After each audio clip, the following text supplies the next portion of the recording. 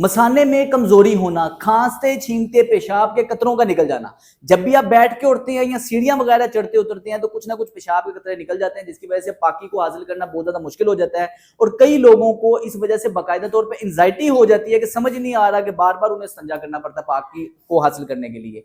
आज की इस वीडियो में मैं 50 साल से बड़ी उम्र के लोगों के लिए एक ऐसी टिप देने वाला हूं जिसे अगर आप फॉलो करेंगे तो एक दिन के अंदर अंदर ही आपको इस मसले से छुटकारा मिल जाएगा।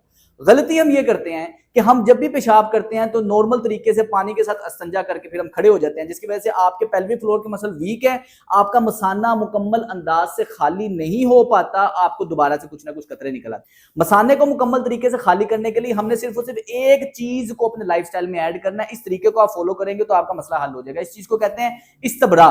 हमने पेशाब को करने के लिए सबसे पहले आपको चाहिए 3 अदद आपके पास टिश्यू होने चाहिए।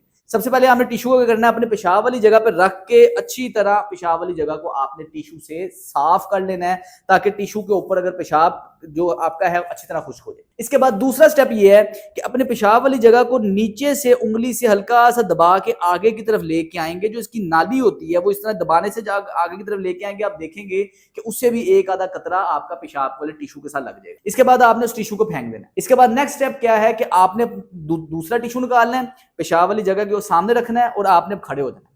खड़े होकर टांगों को ऐसे क्रॉस करना है। क्रॉस करने के बाद आपने खांसना 3 बार खांसना। जब भी हम खांसते हैं तो नीचे के पेल्विक फ्लोर के मसल में कंट्रैक्शन होती है और बचा कुचा जो आपका पेशाब है वो कुछ ना कुछ आपके कतरों के मानद इस पे आ जाएगा। फिर आप टांग को चेंज करेंगे, दूसरी टांग रखेंगे, 3 दफा इसमें खांसेंगे।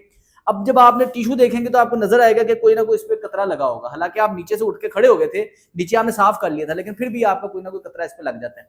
इससे आपका ये तीसरा स्टेप हुआ। इसे फारग करने के बाद नेक्स्ट टिश्यू आपने निकाला, तीसरा लास्ट टिश्यू अब पेशाब वाली जगह के सामने रखना है और आपने 3 बार अपनी राइट लेग को जमीन पे मारना है, 3 बार अपनी लेफ्ट लेग को जमीन पे मारना है और फिर एक दफा आपने इसको साफ करके टिश्यू को फेंक देना। अब आप पानी बहा सकते हैं।